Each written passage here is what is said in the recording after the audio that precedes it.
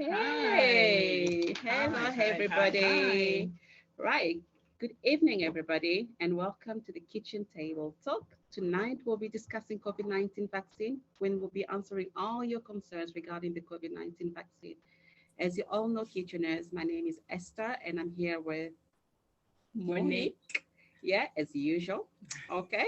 And tonight we have a panel of experts who work at the front line during this pandemic. We have received a lot of your questions from our listeners, which tonight our panels will be answering to. So we're very excited about that. So please, we are live on our social media. We are live on Facebook, YouTube, and on Radio Africana. So if you have any questions or you want to get involved in our conversation, please do not hesitate to call us on 0161 222 or you can WhatsApp us on 0744 881 1570. Good evening, kitcheners. I hope you very relaxed tonight because we're all talking about the vaccine. Yeah. Okay? So our objective tonight is to definitely not push you to go out there and take the vaccines. It's just to try and inform you about the vaccine, among our BAME community. It's just to try and dispel the myths about that vaccine and to try to improve your understanding of the vaccine. So, and, to hopefully towards the end of this show, we hope that we are going to try and, inform you about the development and the effect of the vaccine to actually reassure people who are concerned about the vaccine. Okay? Yeah. Very exciting. Yeah. Are you ready for tonight? Oh, I am. How did you prepare? I couldn't wait. I am too. I'm just here to learn more and just to be aware of all the all the myths going out there. I just want people to be more clarified. I hope tonight we will do that. So I'm very delighted to introduce Liz, who is one of our panelists tonight. Hi, Liz. Hi, Monique. Hi, Esther. Great to be here. Thanks ever so much for inviting me tonight. We can't hear you. Oh, let's try now. Can you hear me now? No, she's not muted, but we can't hear her. Oh no. I'll come back. Can you hear me, Esther? Can you hear me? Go to Joel. Yeah, I can hear you. I can hear Liz. Hi, this is Joel Paul. I'm a consultant virologist. Nice to be here with Monique and Esther to have some coffee. Hello. Hi, Joel. Hiya. Welcome to the show. Right, sorry about that. We're having a bit of technical issues. That's okay. Can you hear me now? Oh, perfect. Yay, I'm back. We've managed the first thing, the technology. It was only the volume. Okay. Don't shoot. That's all right. All right. We're amongst friends. So, all right. Hi, Monique. Hi, Esther. Thanks Hi, ever so much for inviting me to come and join you tonight to have a chat with all your listeners. Just to give you a bit of background, my name's Liz. I'm a pharmacist at Salford Royal Hospital, which is near Greater Manchester. I mustn't say in Manchester because Salford we're very proud to be part of Salford. So I've been a pharmacist for over 20 years in Salford. So I've been involved with the vaccine programme. I've helped to actually give it to patients. I've been involved in setting up, and I've done a bit of information, talking some frequently asked questions. So I hope tonight that I'll be able to just have a chat with people. And my only plea is that there's no such thing as a daft question. We're absolutely here to answer anything that we can. And if we don't know the answer, I know that some of my colleagues will probably know. And if not, I promise you here and now, we will go and find the answer out for you if we possibly can. Perfect. And thank you for that introduction. That was just perfect. And our next guest tonight, our next panelist is Dr. Shuayb. Hi, Dr. Shuayb, and thank you for being one of us.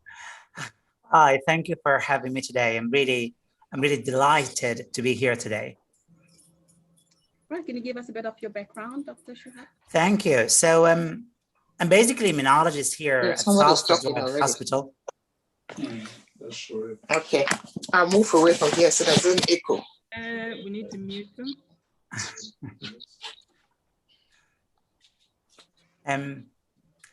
Sorry about that. It's a bit of interruption. Some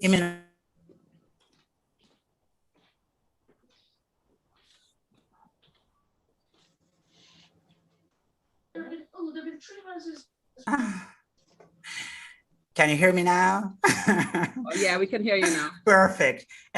So my name is Shuayb Elkhalifa. I'm immunologist here at Salford Royal Hospital in Greater Manchester, as we're proud to be Salfordian. And I'm a lecturer at the University of Manchester. I do kind of few national and international roles, but the main job today, I'm one of the immunologists and happy to answer any question you've got from the immunology perspective. Thank you for having me. Oh, you're welcome. And thank you for coming. Thank you very much for that. Our next expert is Dr. Joel Paul. Hi. Hi, can you hear me? Yes, Perfect. we can. Hello there. Nice to see all of you there. I can see that lots of friends have joined us today. So I'm Joel Paul. I'm a virologist. I am based at the Northern Carolines. What does a virologist do? We'll try to look at and manage teeny weeny viruses, you know, those bugs which cause all the problems, like flu and gastroenteritis and things like that. So don't hesitate to ask me any question you feel it's worth asking. There's no question, as Liz said, that is daft. It's better to ask questions and clarify that. So thank you for having me here and to listen to me. Thanks. Thank you for coming. Thank you for joining us. Hi. So tonight it's going to be a bit different than our usual show. We're going to jump straight into questions because we only have an hour. So in that hour, we would like to make sure that everybody has enough information going home today. Okay. So our first question tonight, I think it's a easy question to start with. All right. For the panel, anyone can actually answer this question if they feel that, you know, they're able to do that. Okay. So why do you think the vaccine is important? The COVID-19 vaccine is important? Okay, shall I kickstart or I'll let Liz start off? Oh, anyone, go for it. Okay, so the key question that we have to ask yourself is, what do you do in life for most things? You need food because you need the energy, you need oxygen, and you breathe oxygen because you need to function. And then we come to diseases. The way diseases have affected human beings and everything, we all know that that all of us, our loved ones and near ones, have had different kinds of diseases and things like that. Something that we never heard of before, about a year ago, came along and it spread like wildfire across the whole globe. I don't think any country has been spared. I don't think any country can say that they have not been affected by this. And it was called as the SARS-CoV-2 or virus, which causes the disease. Right at the beginning in April, May, June, the whole world asked a question: how do we fight this virus? How do we treat people who are getting this horrible infection? It's probably very similar to the questions that about 100 years ago, our forefathers asked when there was a flu pandemic around and when there was other pandemics around. In this instance, we knew what was causing it because our modern science and technology can very rapidly identify what is causing it. And we know that it was causing horrible disease, death, hospitalization, intensive care. So very quickly, we wanted to find out how to manage this. There are two ways to this. One is to try and see that we treat and manage patients quite well when they get sick and in the hospital. The other way of doing it is to make sure that we don't get the disease. And that's how the vaccines came into being. And the vaccines have been a massive success. There's always been this question about how come this vaccine suddenly appeared where we can't even manage lots of other diseases. This is a classic example of where there's a will, there is a way. Governments across the globe and all international bodies funded this. And we'll talk more about the actual vaccines. These technologies were available for the last, I would say, a minimum of 20 years. We have used these kind of mRNAs and other things for cancers and other things. And because of that, we are confident that we have a fantastic, powerful tool that will make sure that we don't get and suffer with this disease. Is that a good enough answer for the vaccine? Absolutely, that's more than enough. Can I just say the most effective healthcare strategy of all times after clean water and clean hands is vaccination, which saved.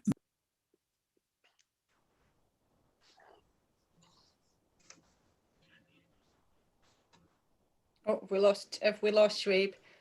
Yeah. So I'll isn't- just add Okay. to what my colleagues have said. And I think just to take a step back, in my whole professional career and in my life, I have never known anything like this. People use the words unprecedented all the time, but it really is. And I think, you know, Joe mentioned all the countries across the world. I think most of us know somebody who's been really quite poorly with COVID. And sadly, quite a lot of us have lost relatives, friends, colleagues. And just that's my first answer to your question, Monique and Esther. The reason that we're even talking about it and talking about a vaccine is this has devastated communities.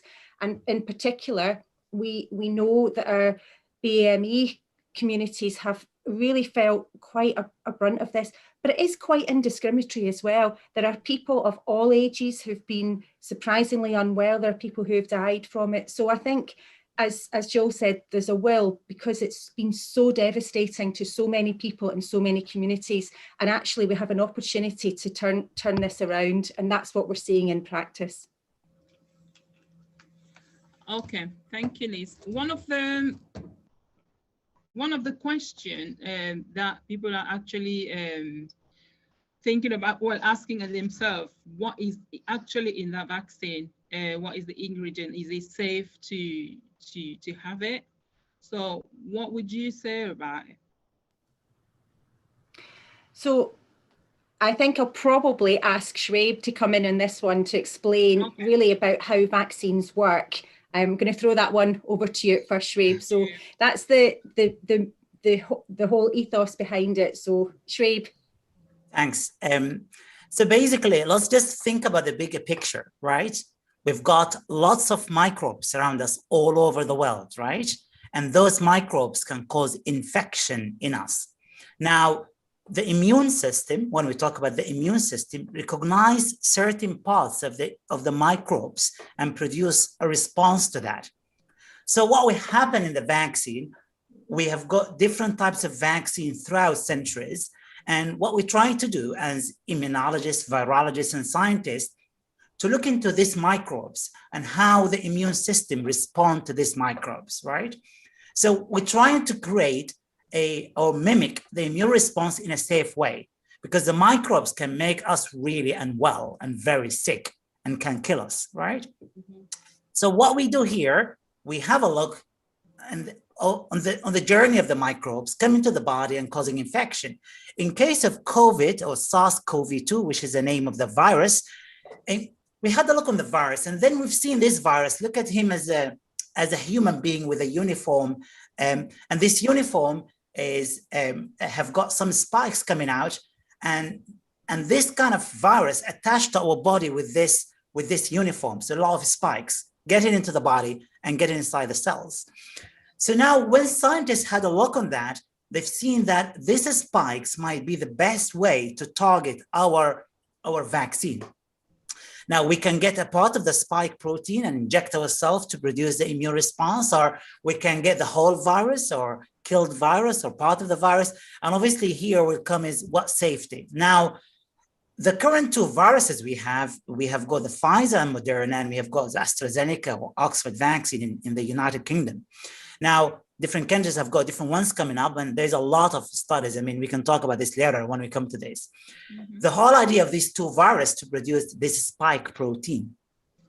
So now, as I said earlier, the spike protein is where the virus tries to get to the body, right? So if we can block this spike protein by an antibody or a cell, then this virus cannot get to the body or spread between cells and cause infection and make us unwell. That's the whole idea of the vaccine, to train the immune memory. We have got a brain memory, right? So the brain memory, when you see somebody, if you've seen them again, you recognize them really quickly. But before you see them, you're gonna need some introduction. So when I met Monique for the first time and Esther, they had to introduce themselves to us to know them. Now, the immune system is exactly the same. The first time we introduced with the virus, with the vaccine rather than the infection. So next time when the actual virus come in, the immune system is ready to fight, right? Because we know this. Oh, I've seen this before. And that's the whole idea of the vaccine, train the immune memory. I'm going to stop here, but we can continue later.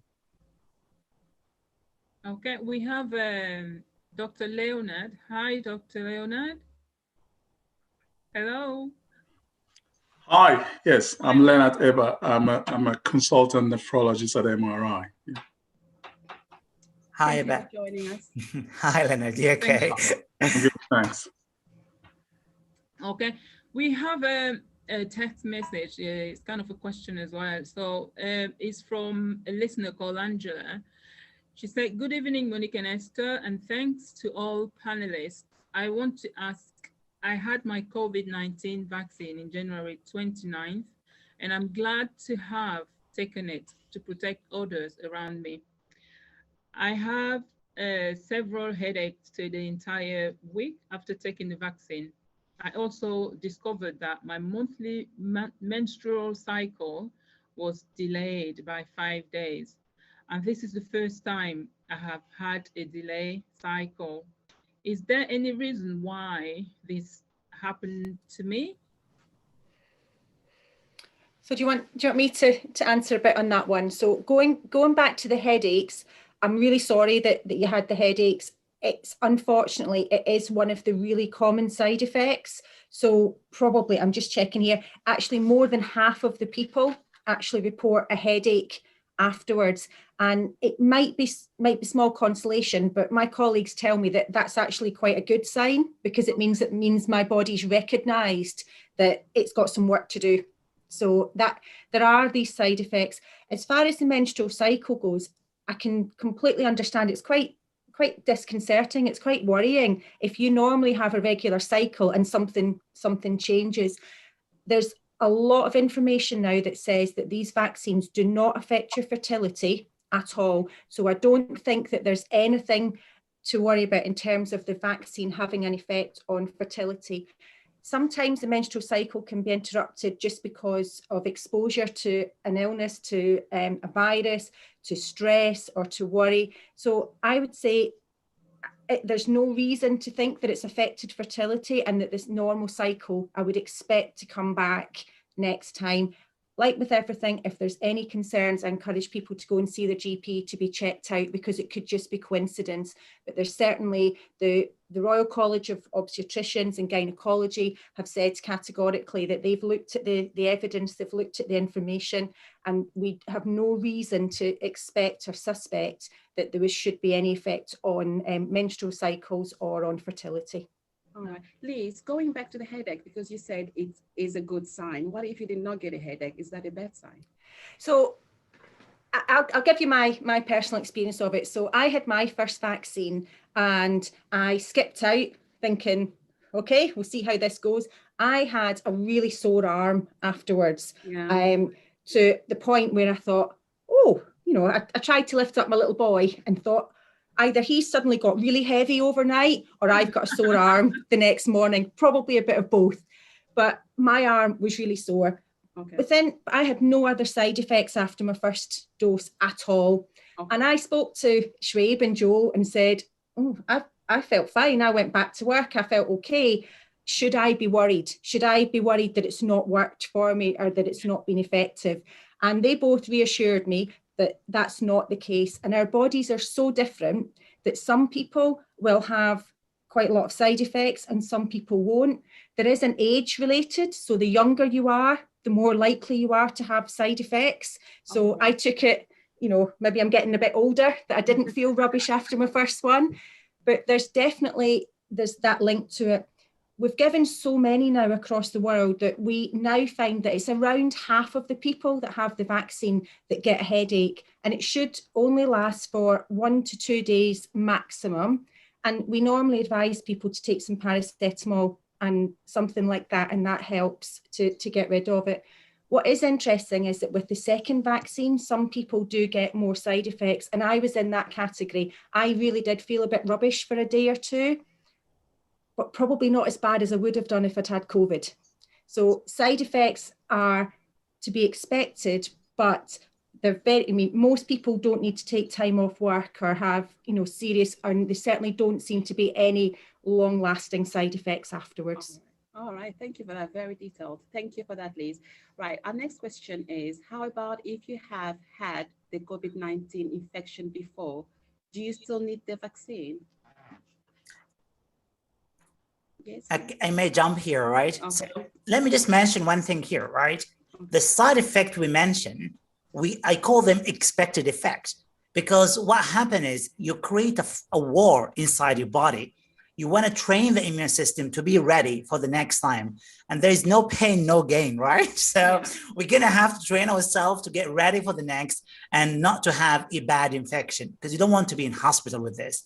And we know with the vaccine, you're not going to have infection at all, or you're going to have a mild infection. Extremely rare, you're going to be having a severe infection and going to hospital. Obviously, that's kind of the whole idea. Not to die from the vaccine. You can die from something else going in the road or something, but that's different. Now, side effect is a spectrum, and it's just a reflection of how good the immune system is working. It could, as already Liz mentioned, the side effect is a spectrum. You can get just a headache or tummy pain or aches or muscles. When I had my vaccine, because I got an infection first in March, April time, and then I got my vaccine in December. And when I got my vaccine, I was really unwell for 2 days. What I mean by unwell, just aches and pains all over my body, fever, feeling like as if I had the flu vaccine. And I remember the symptoms I had when I had COVID and when I had the vaccine was similar symptoms. So the body basically, when the vaccine came in, like, we know this chap is a nasty child. We need to get out of them. So they try to get rid of this vaccine, obviously. And that's why I had the symptoms of the COVID. I had the loss, the change of taste and all that. So the whole balava. Now, the question with regards, if you had the infection, would you have the vaccine or not? And I think the simple answer is yes, have the vaccine. And why is that? Because we want to boost this immunity, this immune memory. Because when you have the infection, we know you're going to produce a response, but the main question is how long this response will last for. And nobody can tell you for definite how long. If you had the vaccine, you boost this for another few months anyway, so at least for another 9 months. So you're having a vaccine, a dose or 2 doses, or maybe more doses in the future is really important to just boost this immune memory. And the more you read and the more you have this infection, the vaccine, the more you boost the immunity. So does that mean that you can have the virus more than once? No, that's a different question. Yes, the virus is around. You can be exposed to the virus, but when you have the vaccine, you're ready to find this virus early on before causing any infection to you, because the immune memory is ready. They wait in this chap to come in. They're basically going around the body, over, up and down, waiting for this virus to get in, to kill it from the start. So you're not going to get the infection. Okay. But the whole idea is having more vaccines. So having 2 vaccines is really important to kind of boost the immunity for long term. Right. Okay. We're having a lot of questions, so we're trying to make sure that we answer them all. Mm-hmm. So there is one on the chat. It says, "Hi, Monique and Esther. Thanks for this opportunity. And I am a social worker. Frontline. I can't see. I didn't know it is good. If it's a good idea. If it's a good idea to have the vaccine, I am still not convinced. Can you tell us a bit more about it? I mean, the vaccine," she said. That's a good one for Joel, I think. Okay. So this gentleman is called, we don't know his name. He's, it says RC's Galaxy. So yes. Whoever this lady or gentleman is, let's put it this way. If I had the option to say that if I had the COVID-19 infection myself, and if I know that there is a potential that about 30%, so about 30 of them, if they get exposed, will have an infection, and that it's going to be asymptomatic, i.e. they don't get any symptoms at all. The remaining 30% get a mild infection, so 3 to 5 days of fever, headache, had to be in bed like you had with the flu and other things. And of the remaining 30, if we said that about a tenth of them are going to die, what would you say to that? The reason I'm asking this question is we know today that of the sort of 250 million doses of the vaccine given to people, at 28 days when the government counts if people are still alive or dead after getting the infection, I can confidently tell you that of the hundreds of millions of doses of vaccines given, hardly anyone has died directly because of the vaccine. Yes, it does cause some side effects. Yes, it does cause some issues for some people with SWAN. There is a lot of concern about these things. But for me, if I were to be a social worker and I have to go out and work in the society and take care of people, or if I have to go into a nursing home and take care of citizens or people who are living there, or if I were to go into a hospital where I have to come in contact with the public figure, I would feel safe only if I know that I'm protected. And as of today, the only way that I can tell you for sure that I will know that I'm protected is if I've had the vaccine. And the reason I'm saying this is not because of just a few safety trials or a few clinical trials that the vaccine companies did. It is not because somebody has given us this data and they said that this works. It's because we are now starting to see real life data. So the publications that have come out so far have real life data. Common people like me and you and others around here have had the vaccine. And when they compared that with people who haven't had the vaccine in countries like Israel, in US, in the UK, in other parts of the world, they have definitely found that the vaccine not only protects you from severe disease, not only protects you from hospitalization, but now real life data from both the UK and in Israel, we are talking about millions of people here, is showing that it actually reduces your symptomatic disease as well. But I have to warn you that this only prevents you from getting the disease and become symptomatic with this. What it doesn't do for sure that we don't know is that it prevents transmission, which means if your grandmother wants to come and meet you, say in about 3 months time, and wants to hug you, or your mother wants to come and hug you, I can tell you for sure that you won't know that this one is that you're not transmitting the infection, which means neither of you and your loved ones are safe until all of you have had the vaccine. Does it make sense? So to answer your question, I think you should have the vaccine. Well, I can't say that you should have the vaccine. If I were you, I would definitely have the vaccine, if that answers the question.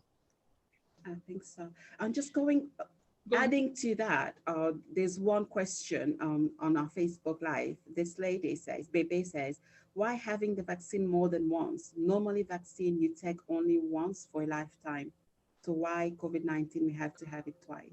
Is it a dose? Well, that's the question. I don't know. She said, why having the vaccine more than once? Okay. Normally vaccine you take only once for a lifetime. That's correct. So is this Bennett who Anna? No, Baby Malala. Baby Malala. Question. Okay. Yeah. So baby, the answer to your question is that different vaccines are produced in a different way. So the classic example is if you see the children's immunization program in the country, they will all be given vaccines at monthly intervals. Yeah.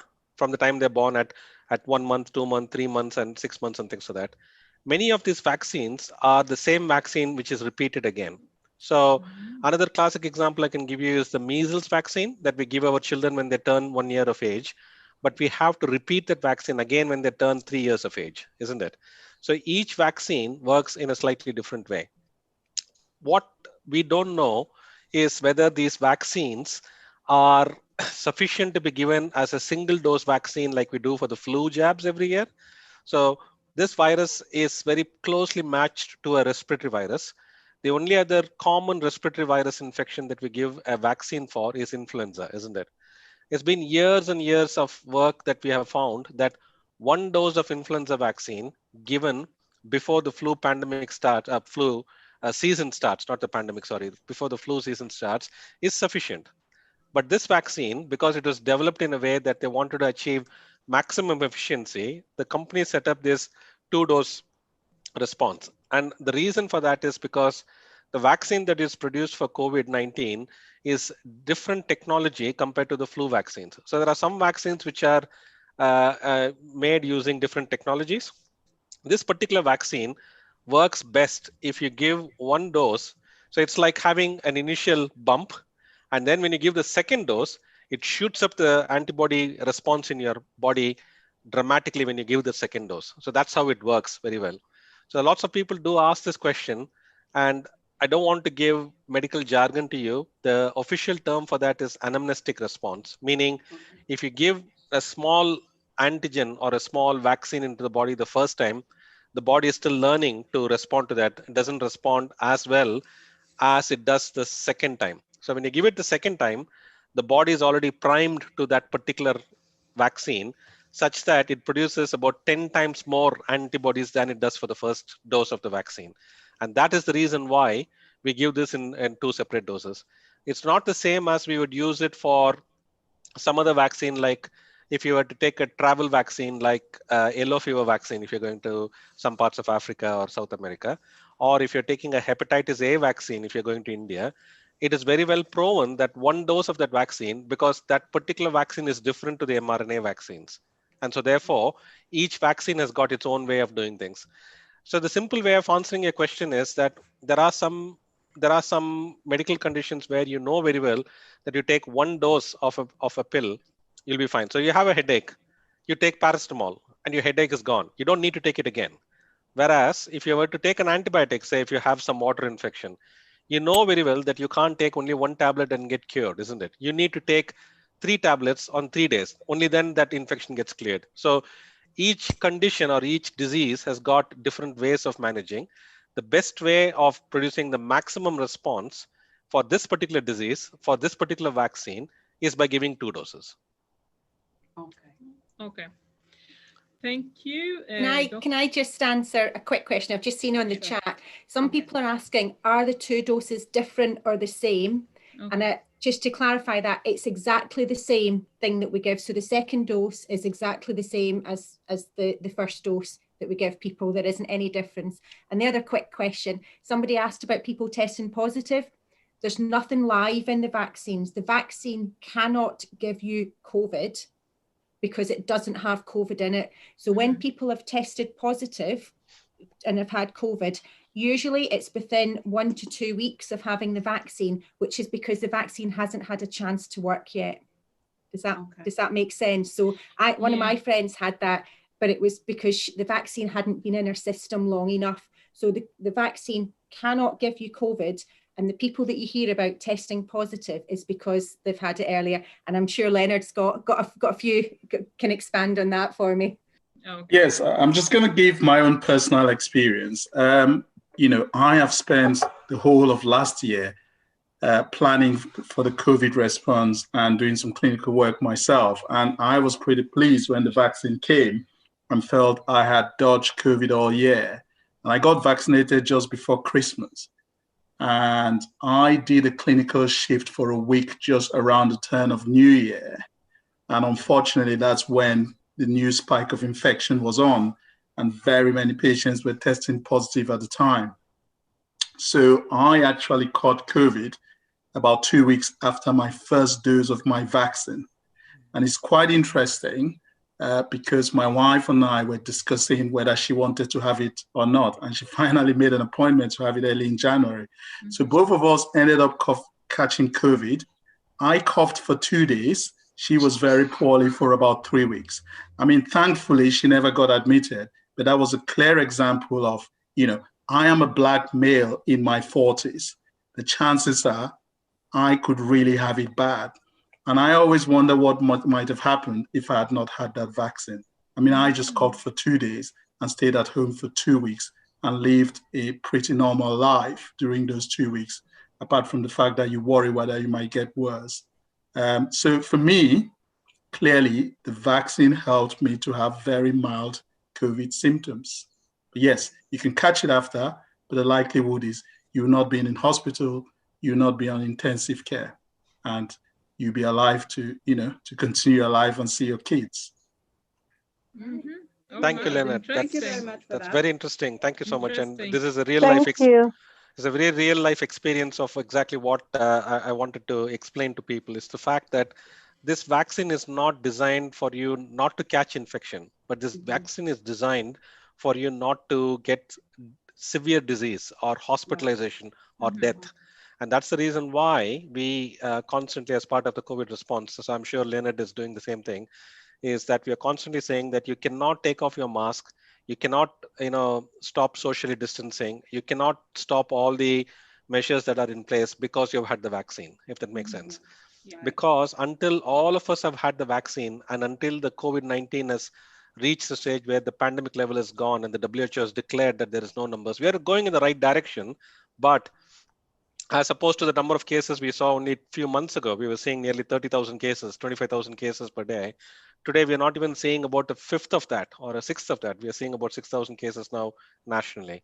So what it means is that a combination of different things together is what will help us. And the vaccine is not a single answer to the whole coronavirus pandemic. As all my colleagues here will tell you, it's like a Swiss cheese. So Swiss cheese is like you need to put a pack of cards together. No single card or no single slice of cheese is going to solve the problem and protect you. It's a combination of you wearing your masks where appropriate, a combination of hand hygiene, hand washing, a combination of socially distancing, and the combination of the vaccine and many things which bring together that protects you and your loved ones from the COVID disease, basically. Okay, thank you for that. Thank you very much. Fine. We have Benit put her hand up she put her hand up there. We are going to let her ask her question. Right, okay. If hello. Hi, Benit. Yes, I am on. Yes, thank you very much for that. I was actually trying to tap the questions, but thank you. Well, I have two questions. The first one is, well, I'm a nurse and I work in the emergency department, and we had two recent cases of older people coming to the hospital after getting the vaccine that have tested positive. So I was just wondering, was it linked with the vaccine? Because they were asymptomatic, or if they were already positive before showing symptoms. I don't know if it was prior to having the vaccine or after having the vaccine, but according to their explanation, it seems like the symptoms started after having the vaccine. So is that a link with the vaccine and new cases of the cases of, yes, that's my first question. And my second one is, Benit, yes, go on. I actually work best if I get only one question. Unfortunately, unfortunately, I'm a man. I can't handle multiple things. So can I answer the first question? As a man, I can answer only one question at a time. So give me the opportunity to answer your question first. That's fine. I'll wait. That's fine. So Benit, to answer your question, when all of us get infections, do you know how many days before we get the symptoms we are actually exposed to that disease? Do you know approximately how many days 2 before? weeks. Yeah, there you go. So to answer your question, if I got symptoms today, it means that I have been exposed to the virus about either 1 week or 2 weeks before I develop symptoms. Yeah. Yes. Yeah. And most people come to me to say that I took the vaccine within the last 7 days or 10 days. And my answer is that unfortunately, before the body could mount a response of producing antibodies, like with Dr. Leonard, Dr. Ebah, the advantage for him was that his body had already primed itself and produced some antibodies. Unfortunately, these two patients that you're talking about might not have produced those antibodies on time, and the virus must have taken over that body. And that's how I think they develop symptoms. Having said that, I should also remind people that these vaccines, if you notice, I'm sure all of you would have read that the efficacy of this vaccine is 95% or 90% or 80% and things like that. The problem is that people expect that if you mention a number as 80%, that everybody will get 80% efficacy. That doesn't work that way. Yeah. What it means is that 8 out of 10 people have mounted a fairly good response, which means that the vaccine does not give you 100% protection. Does that make sense?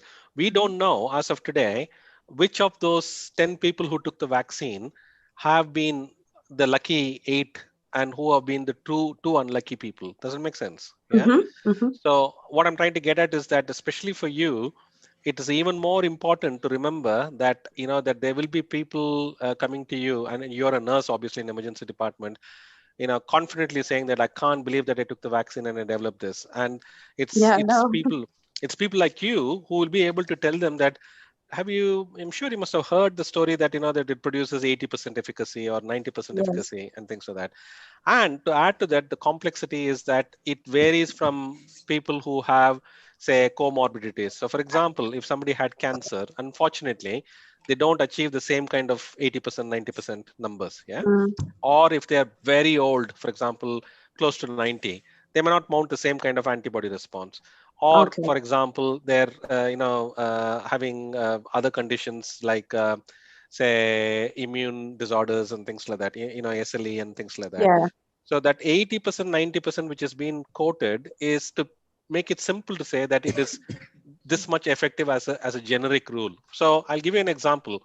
You are a young nurse and you taking the vaccine. I can tell you that once you had your full immunization schedule, and if you don't have any comorbidities, and if you're fit and healthy, you will be sitting more towards the 98% actually. But I can't quote that. Do you understand what I'm saying, Bennett? Yes. Because I have to look at the lower spectrum of that 50, 60%, as well as at you at the 98%, and say the average is that 80% will be protected. Does it make sense? Yeah. Yeah. Good. So that's my first answer. And as you can see, I'm I'm not very good at holding questions. So shoot away the second question. Go on, Bennett. Okay. For the second question, my worry is usually for women who wants to, of course, after this situation, have get pregnant and have children. Yeah. Is there like good studies about how this vaccine can affect pregnancies later on, after having the vaccine? Because we know that there was some vaccine that has caused autism to children. So I just wanted to know, is there adequate studies on how the COVID vaccine can affect future pregnancies and children? Absolutely. So I can answer that question. All the vaccine trials that have been done, so Moderna, Pfizer vaccine, Oxford AstraZeneca vaccine. So of those 25, 30,000 people that have had the vaccine. Oh, I can hear myself. Okay. And among those people, I think for the Pfizer vaccine, about 18 women went on to become pregnant after they had the vaccine. And for the Oxford AstraZeneca, about 7 or 8, I can't remember, but they went on to develop the vaccine. So what they did was they specifically managed to hold on to these women to see during the entire pregnancy, they actually monitored the fetus, the mother, and I think about 2 or 3 of them have even given birth to children, and they're absolutely fine. The second thing I have to tell you is that in the US, of the 80 million people who got the vaccine, the CDC has now started on the 3rd week of February a study where they're calling it as an observational study because many women in America did not want to take a chance after listening to everything they heard and the advice from CDC. Even though they were pregnant, they went and took the vaccine. We know today that 20,000 women in the States and across the globe who know that they are pregnant went and took the vaccine. And they have been monitoring them for the last sort of 8 weeks, 6 to 8 weeks or so. They have not mounted any bad response so far, and they will be followed up for the next 7 to 8 months. In addition to that, like the traditional way of doing trials, Pfizer vaccine, that is one of the vaccines used in the country here in the UK, has launched another phase 3 trial where they're going to recruit 4,000 women who are pregnant into this COVID-19 vaccine trial, which means that 2,000 women will not get the vaccine and 2,000 women will get the vaccine. And so the study is still ongoing in a way then for women? Yes, it has started. It has started just now. But Okay. what they are saying so far is that the very first studies that they do, the safety trials that they do and things like that, is actually not on human beings. So we are talking about April of 2020 and May of 2020 when they did the first trials on mice, on hamsters, and some animal studies. One of the things that they have to do as part of the trial is to look at the effect on embryos as well. So laboratory animals which are pregnant after all the ethical clearance and things like that also got exposed to the vaccine, and none of the fetuses were affected because of the vaccine. So to answer your question, whether this is causing anything similar to the autism or the Zika virus or other things, the answer is, as it stands today, the answer is no, it doesn't. Yeah? Okay. CDC in the US and the JCVI in the UK have both confidently now said that, for example, if you are working as an emergency nurse, for example, and if you are potentially pregnant and things like that, you can make an informed choice after talking to experts, to your own GP or to Dr. Ebah or myself or Dr. Elkhalifa or Liz and things like that, to make the decision about taking the vaccine. I personally counseled 3 junior doctors in my trust who were happy to take the vaccine. They just came to me to say that I'm going to take the vaccine. Any last thoughts for me? And I said, you're really brave, because I don't think, well, I'm not a woman, so I can't become pregnant. But what I'm saying is that if I was, I wouldn't be that brave. But it gives you an example of how much safety data there is out there now for women to look at and make these decisions.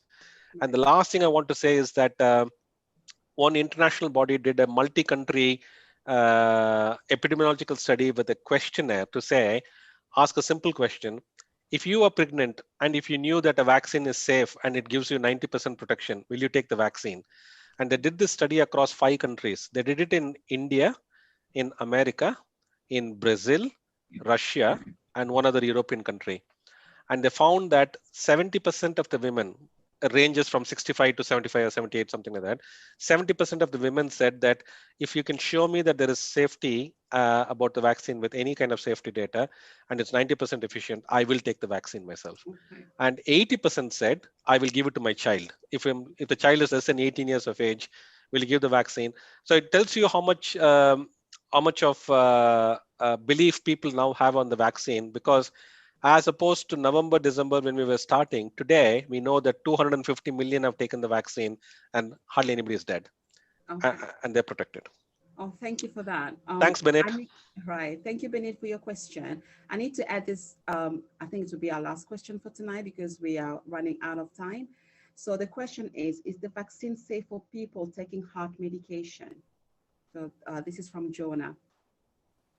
I'm sure that my colleagues will come in, but I think it's a really, really valid point. So thanks for asking that point. It's a really good one to finish on, because again, with the chat, there are very, very few people who cannot have the vaccine. So I can't think of any medicines that people take that mean you can't have it. There are very, very few, if any, conditions that mean that you can't have it. And if we had somebody who was on lots of medicines or lots of conditions, we can have an individual conversation with any health professional and that person about that specific risks to them. So my colleague Shuayb and I have done, I'm sure the others have as well, I've done a lot of work looking at allergies, for example, and whether people can have allergies. And in cases where people have had reactions, we will look at the different vaccines, we can test people to see. So my message to that one is there are very, very few conditions that mean you cannot safely have the COVID vaccine. And actually, the more conditions you have, particularly if they affect your whole body, you're probably at a higher risk from COVID. So actually, it's more important that you have the vaccine than other people who are fitting well. Okay, thank you. Anybody else? Can I quickly add to that? The only place you need to be a bit one is to talk to your GP or to your doctor if you're taking one particular type of blood thinners. So some heart conditions, people take blood thinners. Most of them can take the vaccine, but there may be 1 or 2 that may need to be referred. So, but talk to your doctor before you take the vaccine. Or if you're going to a vaccination hub, please tell them that you're taking those blood thinners. Thank you. Yeah, we would still give the vaccine, guys, so that you know that. It's just that we tend to, it's the technique that we give the vaccine that would be different if you're on blood thinners. So it's still really important that you come and have that chat. Right. Okay. And just add one thing with regards to the immune defect or immune deficiency, or you're taking medication to suppress your immune system, we still say you have the vaccine. Although you might not produce a proper and perfect immune response, but will be better having the vaccine because there's different parts of the immune system can actually respond to the vaccine. And the most importantly, obviously, the people around you, whenever they can have the vaccine, to have the vaccine because they protect you even more from the virus. Thanks. Thank you.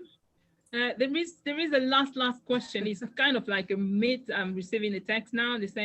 They're asking whether the vaccine is going to change their DNA.